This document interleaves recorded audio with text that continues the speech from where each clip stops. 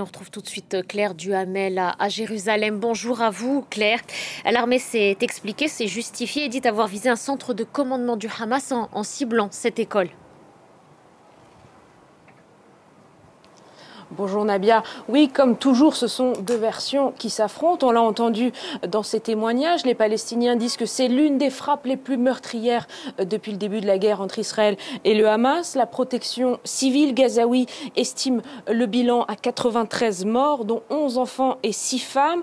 Ce sont 3 missiles ou bombes qui ont frappé cette école coranique qui servait d'abri à environ 250 personnes déplacées à l'heure de la prière du matin, avant même le lever du soleil. Les images qui circulent largement de cette école montrent un degré d'horreur absolu.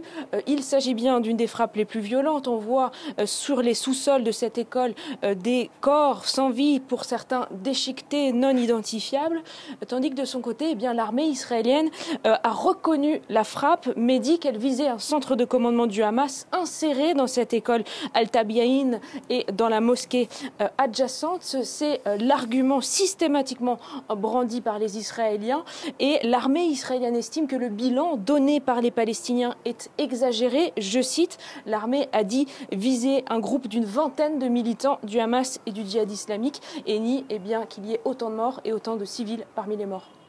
Claire, de nombreuses réactions, de nombreuses condamnations depuis ce matin, celle du Qatar, celle de la rapporteure spéciale des Nations Unies, j'en faisais mention plus tôt, et puis celle de la Turquie, Ankara, qui accuse l'État hébreu de saboter les négociations en vue d'un cessez-le-feu. Oui, et même réaction du côté de l'Égypte qui dit qu'il manque une volonté politique pour arrêter la guerre à Gaza côté israélien. Le chef de la diplomatie européenne, Joseph Borrell, s'est lui dit horrifié. Il a estimé qu'une dizaine d'écoles avaient été ciblées ces dernières semaines.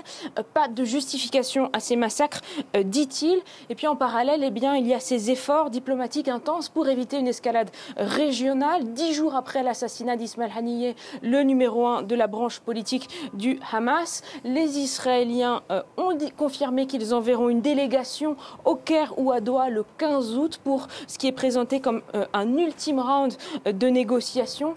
Il est vrai que les paramètres des négociations ont changé en partie ces dernières semaines, notamment avec l'élimination de Ismail Haniyeh et la prise de pouvoir de Sinwar à la tête du Hamas. Il est vrai aussi que la menace iranienne est très concrète pour les Israéliens, mais malgré cela, et surtout après cette frappe meurtrière aujourd'hui, il y a peu d'optimisme pour les Palestiniens de Gaza que ces ultimes négociations puissent enfin déboucher sur un cessez-le-feu.